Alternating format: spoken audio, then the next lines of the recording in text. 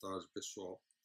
Muito bem, vocês devem ter já, não sei se todo mundo, mas quem teve a oportunidade de ler os artigos que eu deixei logo depois da aula de ontem, a aula sobre radiação de corpo negro explicada por Planck, ali eu apresentei o problema de uma maneira que é a maneira que os livros textos apresentam. Em particular, o livro do Resnick, Iceberg Resnick. Dá para entender o problema, vê-se que existia dificuldade com relação à física clássica é sanado através da abordagem de Planck, só que historicamente as coisas não foram bem assim. Em outras palavras,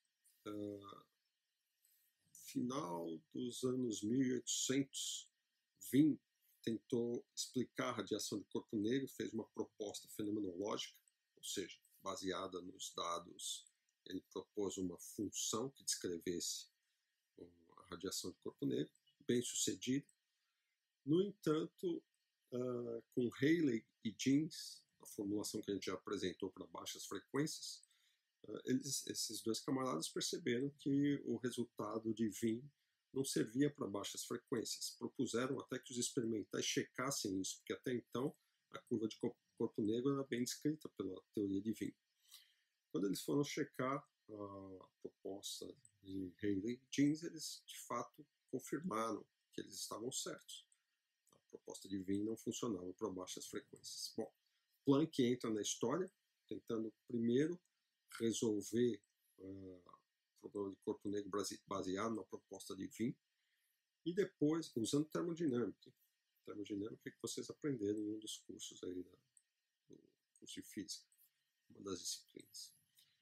E quando saem esses resultados desse pessoal, que está inclusive no próprio instituto do Max Planck, resultados experimentais, mostrando que Wien não descrevia a faixa do espectro infravermelho, ou de baixas frequências, e, portanto, o que aconteceu é que Planck teve que reformular a sua proposta original. Essa reformulação fez com que ele recorresse aos trabalhos de Boltzmann, a estatística de Boltzmann. Ele não acreditava muito nessa ideia de átomos, moléculas, que o Boltzmann tentou tratar no ano 1877, mas ele viu que a descrição de Boltzmann, tratando a energia, a proposta de Boltzmann, primeiro Boltzmann faz que a energia dos entes que ele está estudando estatísticos, moléculas, por exemplo, seria uma energia discreta, um epsilon, só que o Boltzmann, no final das suas contas, faz esse epsilon ir para zero. O que o Planck fez, ele utilizou essa ideia, só que diferente do Boltzmann, ele não fez essa energia ir para zero, ou seja, a energia de fato é discretizada. Tá? E também tem outro detalhe na abordagem do Planck, é que ele considerou esse problema do corpo negro como devido à oscilação dos elétrons nas placas metálicas, por exemplo, da caixa da cavidade, e o que ele discretizou, na verdade, foram as energias desses elétrons que oscilavam, e não a emissão ou a absorção dessa energia através da radiação. Coisa que de fato é inconsistente. Depois isso vai ser resolvido com Einstein lá na frente, mas o fato é que a proposta final ainda carecia de uma explicação teórica. Enquanto Boltzmann, de fato, ele considerava que as energias eram energias discretas, inclusive para radiação. Tá? Muito bem. Então, o resultado. Nós temos o nascimento da teoria quântica. No entanto, nem o Planck era convencido de que isso era real. Ele odiava essa ideia de discretizar a energia, tanto para os osciladores, que eram os elétrons, pior ainda, numa frase dele, para radiação. Mas o que aconteceu é que o seu resultado permaneceu, é um resultado físico, e a partir daí a física quântica começa a andar sozinha com trabalhos de outras pessoas, como a gente vai ver. Mas na aula de hoje eu quero usar esse resultado de Planck para mostrar alguns resultados interessantes. Então vamos lá? Bem, então qual era a proposta de Wien? ano 1893, né, anterior a Planck. Planck se baseou no resultado de Wien para, de fato, deduzir a sua teoria do corpo negro. A proposta de Wien, então, ele propõe uma densidade de energia por unidade de frequência que é proporcional a Ni ao cubo e uma exponencial que depende, cujo argumento depende linearmente da frequência. Então, alfa e beta são duas constantes que se ajustam para descrever a curva de corpo negro. Bom, essa proposta descrevia muito bem a radiação de corpo negro até o começo dos anos 1900, quando Rayleigh e Jeans, usando somente física clássica para radiação de cavidade, explicam a curva de corpo negro para baixas frequências e viram que a descrição deles não batia com a descrição proposta por Wien. Então sugeriram que os experimentais fizessem medidas precisas para baixas frequências para tirar a dúvida de quem é que estava certo, embora eles acreditassem nos seus resultados que eram derivados de maneira teórica baseados na termodinâmica, na física clássica, né? E enquanto a proposta de Wien era puramente fenomenológica. Tá? Muito bem. O que eles constataram experimentalmente? Que de fato a densidade de energia por unidade de frequência não era proporcional a Ni ao cubo, mas a Ni ao quadrado, como previram Rayleigh e Jeans. Ora, o que acontece? A gente já viu que a predição de Rayleigh e Jeans é recuperada na teoria de Planck. O que a gente precisa mostrar é que também a predição de Wien é recuperada pela teoria de Planck quando as frequências são relativamente altas. Bem, lembrando a radiação de Planck para corpo negro, né, aqui, quer dizer, a densidade de energia por unidade de frequência, tem essa cara. E quando eu faço Ni muito grande, Ni indo para infinito, o Rho de T, que é isso aqui, Rho T de Ni, na verdade, ou seja, densidade de energia por unidade de frequência para uma dada temperatura. Esse termo, para Ni muito grande, é muito maior do que 1, então eu desprezo 1, ele vai para o numerador com sinal negativo, é o que está aqui. H Ni, isso aqui me dá um Ni ao cubo, o resto é uma constante aqui na frente, e elevado a menos H Ni sobre Kt. Tá? Que é exatamente a expressão de Wien para o corpo negro. Né? Se você identificar o alfa, com 8π H sobre C ao cubo, tudo constante aqui, e o beta com H sobre a constante de Boltzmann, H sobre K. Portanto, a formulação de Wien é recuperada. E a gente já viu que a formulação de Rayleigh e Jeans também é. Quer dizer, na verdade, a gente viu que a energia média, né, dessas ondas, elas recuperam o teorema de equipartição de energia. A gente não mostrou que a densidade de energia de Rayleigh e Jeans é recuperada, mas a gente pode fazer isso em seguida. Então, novamente, partindo da radiação do corpo negro de Planck, a gente fez agora o Ni indo para zero, o Ni pequeno. Então, o que eu vou fazer?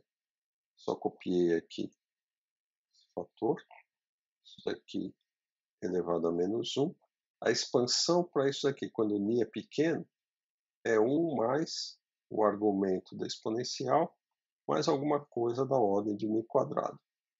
Menos esse 1 que está aqui. 1 menos 1, 0. Então isso é Hni sobre Kt elevado a menos 1, ou Kt sobre Hni. Portanto, esse fator todo vem multiplicado por Kt sobre Hni. Certo?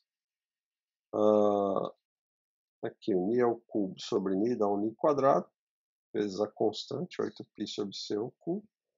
O H vai embora, sobra o Kt, que é exatamente a expressão para a densidade de energia por unidade de frequência obtida por Rayleigh e Jeans.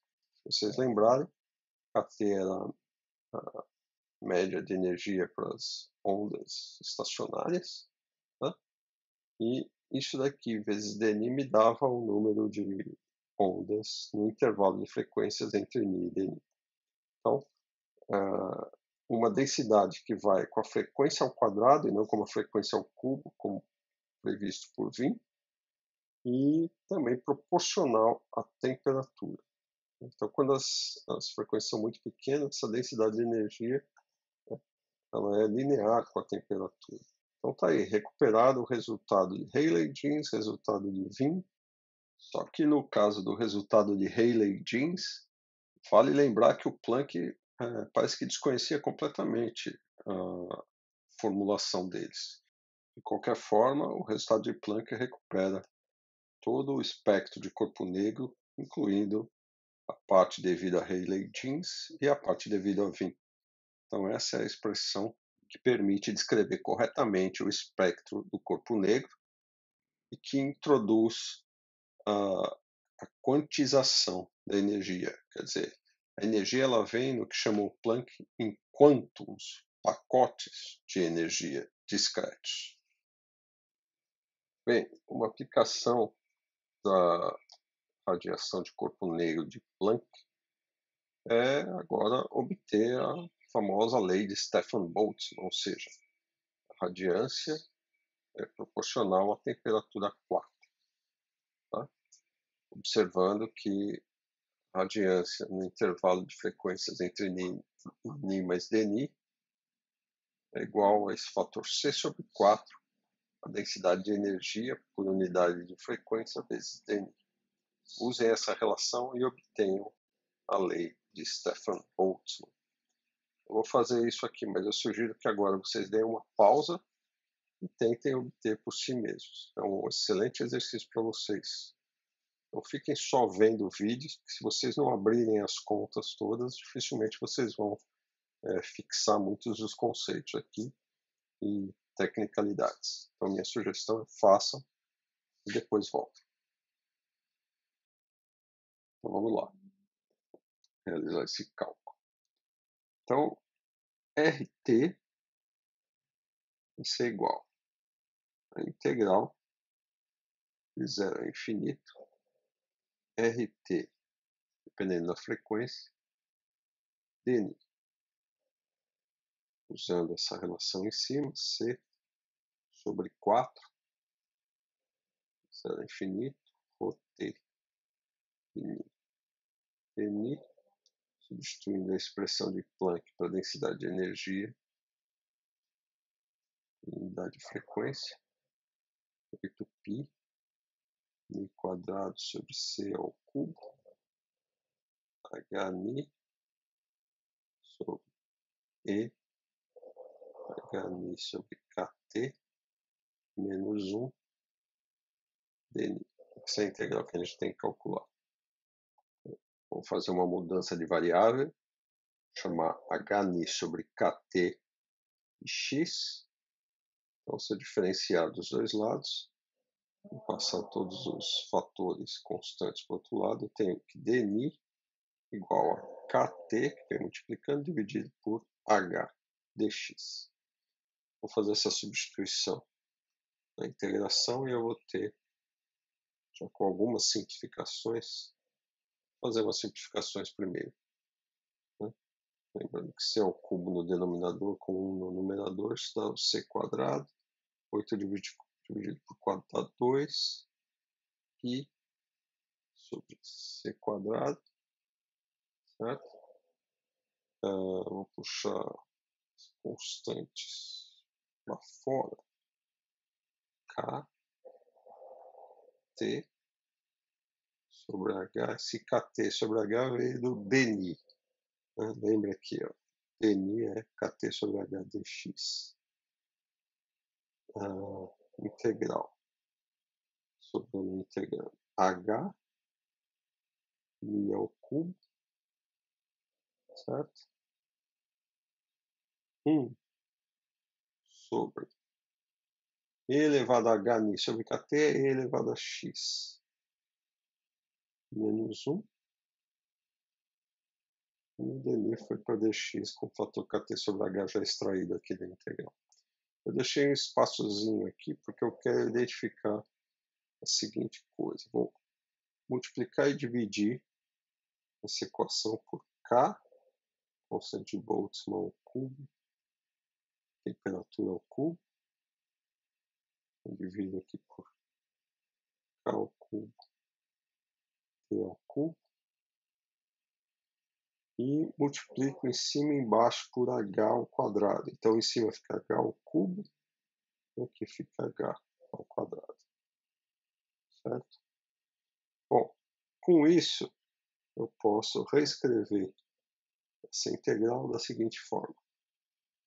2π sobre c quadrado, k ao cubo, t ao cubo, sai da integral multiplicando o kt que está fora, fica k à quarta, t à quarta, ch ao quadrado, que está aqui em verde, sai da integral multiplicando o outro h, fica um h ao cubo, e o restante, vamos observar,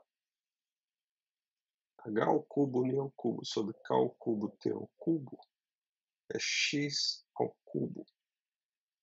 Então, vamos escrever aqui, x ao cubo, dividido por e elevado a x menos 1 dx. Agora, os limites de integração. Os limites de integração, quando ni é zero, x é zero. Então, aqui fica zero. Zero. Quando ni vai para infinito, x também vai para infinito. Então, infinito. Uma integralzinha que eu tenho que resolver é essa daqui. Esse fator constante na frente. Já que a temperatura é uma temperatura fixa e todo o resto são constantes físicas. Mas, usando as funções especiais da física matemática, função gama e função zeta, né, o produto dessas duas funções, né, pode ser escrito na representação integral de zero a infinito como x elevado a z menos 1 dividido por e elevado a x menos 1 dx. Só que essa integral, né, que define esse produto, é justamente a integral que a gente quer calcular, substituindo z por 4. 4 menos 1, 3. No nosso caso, z idêntico a 4. Então, essa integração é a função gama de 4 vezes a função zeta de 4. São tabeladas, a função gama é bem mais fácil, a função zeta é bom olhar nas tabelas. Gama de 4 é 3 fatorial e zeta de 4 é π a quarta dividido por 90. 3 fatorial é 3 vezes 2, que é 6. Certo? Portanto, o resultado dessa integral em x vai ser π elevado à quarta dividido por 15. Portanto, copiando a integral que a gente tinha lá em cima e substituindo a integração em x ao cubo sobre e elevado a x menos 1, a gente tem 2π sobre c quadrado, a quarta, t a quarta, sobre h ao cubo, vezes o resultado da integração π a quarta sobre 15. Ou seja, isso tem que ser igual a sigma vezes t a quarta, que é a lei de Stefan-Boltzmann. Nesse caso, a gente acha quem é essa constante sigma, né? Constante de Stefan-Boltzmann, que é 2π a quinta vezes constante de Boltzmann dividido por 15 c quadrado, velocidade da luz ao quadrado, constante de Planck ao cubo. Então, é uma função de constantes fundamentais, constante de Boltzmann, velocidade da luz e constante de Planck. Tá? E é a primeira vez que se obtém um valor teórico para essa constante, que é resultado de usar a teoria de Planck para radiação de corpo negro.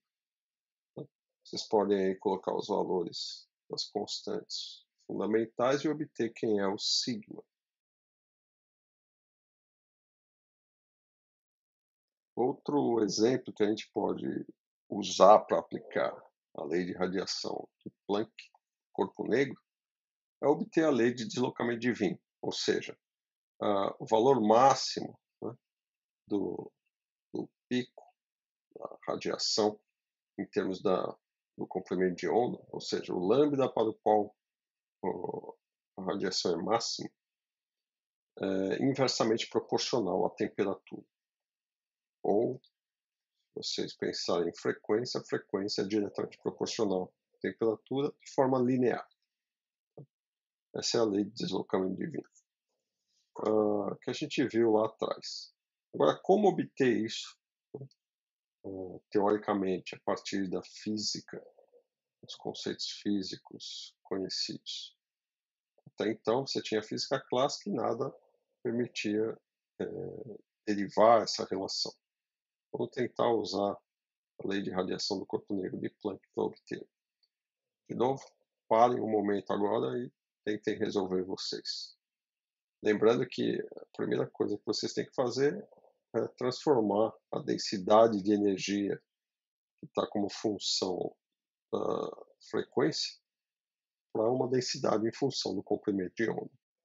O único cuidado que eu sugiro para vocês tomarem é o seguinte: vocês têm ρT de Ni vezes dni. Então não transforme apenas o ρT de Ni, transforme isso no ρT de lambda, de lambda, vezes, obviamente, algum fator aqui de transformação, que é o que vocês devem achar.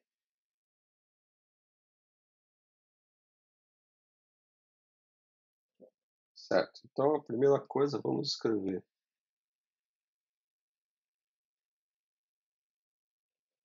lei de radiação corpo negro de Planck.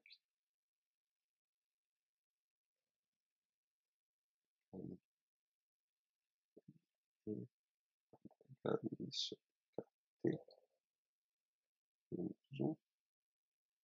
dni. E observar o seguinte, né? ρT ni dni ρT lambda de lambda, com um fator aqui que é o sinal menos, ou seja, menos 1 é o fator que vocês deveriam ter chegado. Isso porque a gente sabe que se eu integrar o lado esquerdo e o lado direito dessa equação, eu tenho que obter exatamente a mesma quantidade, que é a radiação total por unidade de área que a gente recebe no nosso instrumento, certo? Agora, o sinal menos tem a ver com a relação entre lambda e ni. Né? Quando o lambda cresce, né, o ni decresce. Portanto, se eu escrever assim, quando d lambda diminui, dni aumenta. Quando d lambda aumenta, dni diminui. Ou seja, tem que ter um sinal negativo relativo entre eles. Tá? Fazendo isso e a transformação que a gente conhece, né? Lambda é igual a C sobre Ni, a gente chega na formulação da lei de Planck em termos de lambda. Vamos fazer isso. Bom, essa relação implica que se eu derivar Ni, então põe o Ni para cá e o lambda no denominador. dni com relação a lambda, né, dni de lambda, derivado, vai ser menos C sobre lambda ao quadrado. Então, o que eu faço? Isolo ρT de lambda, né? Faço d lambda. Claro, isso aqui na linguagem matemática, os matemáticos ficariam cabelos eriçados, mas a gente sabe que no final das contas a gente pode lidar com quantidades finitas, fazer o limite quando os epsilon vão a zero, e no final das contas é a mesma coisa que obter um dni de lambda do lado esquerdo. Então, isolando ρT de lambda, vou ter ρT de lambda menos ρT de ni, dni de lambda. dni de lambda está aqui, senão o menos vai matar esse menos, vai ficar mais C sobre lambda ao quadrado, ρT de ni. Portanto, ρT de lambda, que é isso daqui, de lambda, então é C sobre lambda ao quadrado, vezes o ρT de ni, que é isso daqui, vezes o de lambda. Certo? Agora, o que eu vou fazer? Eu vou pegar onde eu tenho ni, aqui, aqui e aqui, e vou substituir pela relação ni igual a c sobre lambda. Assim eu vou obter c sobre lambda ao quadrado, 8π c quadrado sobre lambda ao quadrado, que é esse ni ao quadrado que está aqui, vezes c ao cubo, vezes h, ni é de novo c sobre lambda, vezes e elevado a h, ni é c sobre lambda, kt, menos 1 de lambda, certo? Então vamos simplificar agora. Eu tenho c vezes c quadrado vezes c, isso dá um c à quarta dividido por c a cubo dá c. C, 8π dividido os lambdas. Lambda ao quadrado, lambda à quarta, lambda à quinta. Então, lambda à quinta. E, finalmente, h vezes 1 sobre e elevado a hc sobre lambda kt menos 1 de lambda. Bem, reescrevendo então, ρt de lambda é igual a 8π hc sobre lambda quinta, 1 sobre exponencial de hc sobre lambda kt menos 1 de lambda. Essa é a lei de radiação de corpo negro de Planck, escrita agora em termos do comprimento de onda em vez da frequência. Como eu obtenho então a lei de deslocamento de Wien?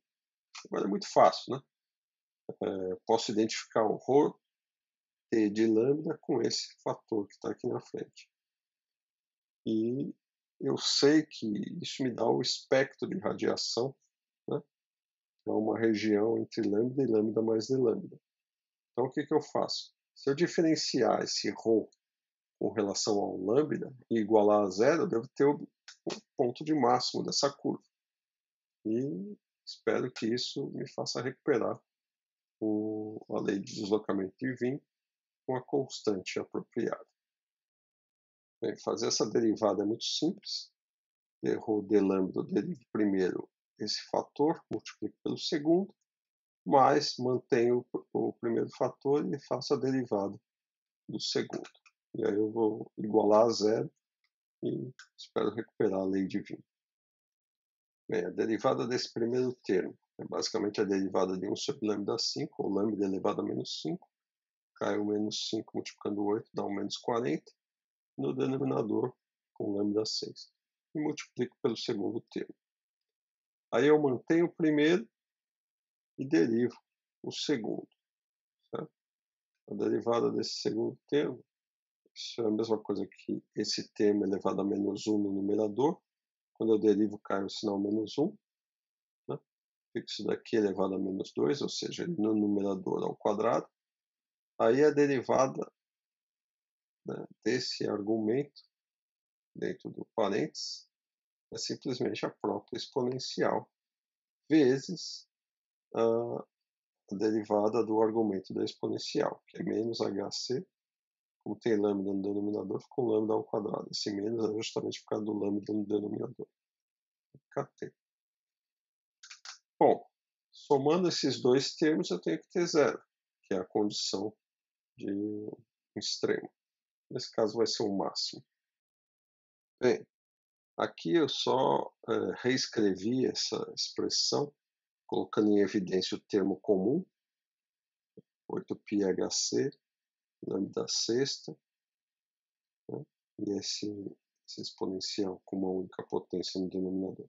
O primeiro termo, né, ele tem o lambda sexta, a única diferença desse termo todo é um fator 5, 5 vezes 8, 40, o sinal negativo.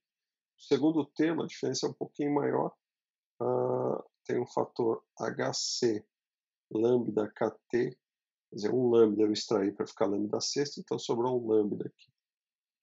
E o resto é tudo idêntico, exceto por esse fator aqui, com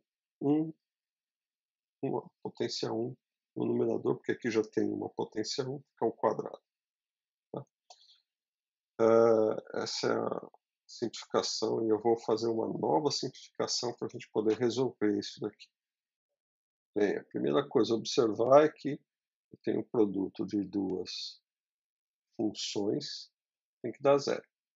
Ou essa função é zero, ou essa função é zero para algum lambda finito. Bom, eu não vou analisar o comportamento disso aqui para lambda indo para infinito, mas seria talvez a única possibilidade desse termo ir para zero, para lambda indo para infinito, mas não é o que eu tenho interesse. Eu tenho interesse num lambda finito. Então, isso aqui automaticamente não é a função que vai se anular. Então, eu tenho que olhar para as soluções, né, a raiz dessa função, ou seja, quando essa função é zero. Se eu fizer uma substituição x igual a hc sobre lambda kt, eu posso escrever essa função entre colchetes da seguinte forma: 5 e hc sobre lambda kt menos 1 igual a c lambda kt elevado a hc sobre lambda kt. A primeira coisa que eu fiz foi, isso aqui tem que ser zero, certo? Então eu passei o 5 para o lado direito, ficou um 5 positivo. Multipliquei os dois lados por esse denominador que está aqui, né, que é isso. E pronto, não fiz nada demais. Agora eu vou substituir o x. Então isso vai dar 5 elevado a x menos 1 igual a x elevado a x. Olha só que expressãozinha mais bonita. Simples. Simples, porém não tem uma solução analítica. O único jeito de resolver essa equação é por uma solução numérica, equação transcendental. Bom, eu resolvi essa equação que eu fiz, fui no matemática, fiz o gráfico dessas duas funções e vi os dois pontos para algum x finito em que essas duas curvas se cruzam, né? Ou seja, os dois pontos em que elas são idênticas. Onde elas se cruzam, elas são idênticas, elas obedecem a essa igualdade. Portanto, esses pontos serão solução dessa equação transcendental. Vamos ver o gráfico? Bem, aqui está o gráfico das duas funções. Essa cor mais escura aqui, lilás, é a curva 5e elevado a x menos 1. E essa outra mais clara é o e elevado a x vezes x, ou seja, o lado esquerdo e o lado direito. Os dois pontos em que elas se cruzam para algum lambda finito estão aqui no zero e um valor diferente de zero. Tá? X igual a zero, de novo, não me interessa, que seria um lambda infinito. Tá? Então eu estou interessado no valor finito, que é x. Se você for olhar o valor exato para isso daqui, eu não consegui obter nesse programinha que eu obtive esse gráfico, mas eu já tinha checado isso antes. Esse x é 4,96511. Bom, não precisa de tanto algarismo significativo aqui, mas coloquei essa quantidade, 5 deles. Se eu substituir esse valor, né, de x, lembrando que x era o que mesmo? X a gente definiu como hc sobre lambda kt. Então, obviamente, lambda é o valor máximo. Lambda máximo vezes t vai ser hc sobre k vezes esse valor de x obtido nessa intersecção. Se vocês substituírem esses valores das constantes, constante de Planck, velocidade da luz, pegue na tabela, né, a gente obtém o valor da constante procurada na lei de deslocamento de Wien, sabendo que o x é 4,965. Bem, substituindo os valores das constantes no sistema internacional, constante de Planck, né, velocidade da luz, constante de Boltzmann, tudo no sistema internacional. E o valor de x que a gente obteve, então o resultado vai dar no sistema internacional o resultado em metros, que é comprimento de onda, e Kelvin, de temperatura. O valor obtido, né, 3 algarismos significativos, porque é o que eu estou usando aqui no máximo. Então, 2,89 vezes 10 a menos 3 metro Kelvin.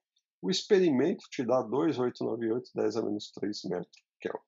Ou seja, uma concordância fantástica e obtido teoricamente, né, para ser comparado com o experimento. Então, a teoria de Planck está muito bem solidificada. Bem, resumindo, a contribuição de Planck pode ser colocada na forma de um postulado. Postulado que diz o seguinte: qualquer ente físico com um grau de liberdade cuja coordenada é uma função senoidal do tempo, ou seja, que realiza um movimento harmônico simples, pode possuir apenas energias totais E que satisfaçam E igual a NhNi, onde HNi é um quantum de energia e N, né, são os números naturais. E essa palavra coordenada que é usada no sentido geral, que é alguma propriedade, uma quantidade que descreve uma condição instantânea do ente que está sendo estudado. Por exemplo, o comprimento de uma mola, a posição angular de um pêndulo, a amplitude de uma onda, como foi o caso das ondas eletromagnéticas. E aqui nessa figura que eu tomei emprestada do Heisberg-Hessing, a gente tem do lado esquerdo os possíveis valores de energias que podem ser assumidos por um sistema clássico qualquer, que também oscila com frequência Ni, que obviamente ela é distribuída continuamente, né? Já no lado direito, de acordo com o postulado de Planck, o que aconteceria é que você não haveria nenhuma possibilidade entre um nível e outro de energia. Então você vai do zero para um salto, HNi, 2HNi e assim por diante. Quer dizer, as energias totais são sempre um múltiplo e um quantum de energia, que é H vezes a frequência. Qualquer resultado clássico você pode obter a partir do resultado de Planck, fazendo a constante de Planck H tendendo a zero. Quer dizer, para todos os efeitos práticos, essa constante é tão pequena que ela pode ser considerada zero. Aí você recupera os resultados clássicos. Bem, para fechar esse capítulo, vamos ver qual é a relação entre sistemas que são clássicos, ou só podem ser tratados classicamente, e o postulado de Planck. Então, para isso, vamos usar o exemplo do pêndulo simples, massa m igual a 0,01 kg, ele é suspenso por um fio, tem comprimento L, esqueci de marcar aqui, mas esse comprimento L, ele vai oscilar a partir de um ângulo θ máximo, 0,1 radiano, vai oscilar, vai ser colocado, vai ser solto né, do repouso, começar a oscilar, e ele vai perdendo energia com o passar do tempo por atrito, por exemplo. Tá? O que a gente quer quantificar é qual é a razão entre a variação da energia com relação a essa energia potencial que o pêndulo possui inicialmente. Se essa perda de energia é realizada de maneira quântica, como postula Planck, uma vez que isso, como trata-se de um movimento oscilatório, né, a posição da massinha pendurada nessa corda, pêndulo, então a gente vai tratar isso desde o ponto de vista do postulado de Planck e tirar alguma conclusão a respeito. A primeira coisa, a gente calcula a frequência desse movimento, movimento oscilatório, para poder usar o postulado de Planck. Vai ser múltiplos de H vezes essa frequência, né, que vai determinar essa variação dessa energia do pêndulo. Então está aqui a expressão da frequência, 1 sobre 2π raiz de G sobre L, física 2, né, substituindo os valores da aceleração da gravidade, aproximadamente 9,8, comprimento 0,1 metros, isso aqui no sistema internacional, você obtém uma frequência de 1,6 Hz, ou 1,6 segundo a menos 1. Bem, calculando a energia do pêndulo, né, que é a energia potencial gravitacional no ponto onde ele é solto, ou seja, onde o θ é máximo, mg L vezes 1 menos cosseno θ máximo, substituindo os valores. Bom, isso aqui a gente sabe lá de física 2, né? Um cálculo simples que você pode realizar olhando a figura que eu coloquei. Substituindo então os valores, a gente obtém algo de 5 vezes 10 a menos 5 joules. Aqui eu sempre uso unidades no sistema internacional. Quando eu não falar nada, todas as unidades são no sistema internacional. Tá? Portanto, o resultado em unidades no sistema internacional. A variação da energia, a gente vai supor o postulado de Planck, portanto, uma energia quantizada. E essa variação da energia é, no mínimo, H vezes νe. Portanto, 6,63 10 a menos 34, constante de Planck, vezes a frequência que a gente calculou ali em cima. Isso dá um resultado da ordem 10 a menos 33 Joule. Tá? Ou seja, a razão entre a variação da energia e a energia E, que é mgh, é da ordem 10 a menos 29, ou seja, para poder observar essa variação de energia, a gente precisaria fazer uma medida dessa energia com uma precisão de 2 em 10 a 29 partes, o que é algo fora da realidade. Né? Ou seja, você pode tratar quanticamente essa oscilação do pêndulo, mas para todos os efeitos ela vai parecer contínua, porque a gente não tem essa precisão na medida da energia. Né? A precisão é muito pequena comparado com isso.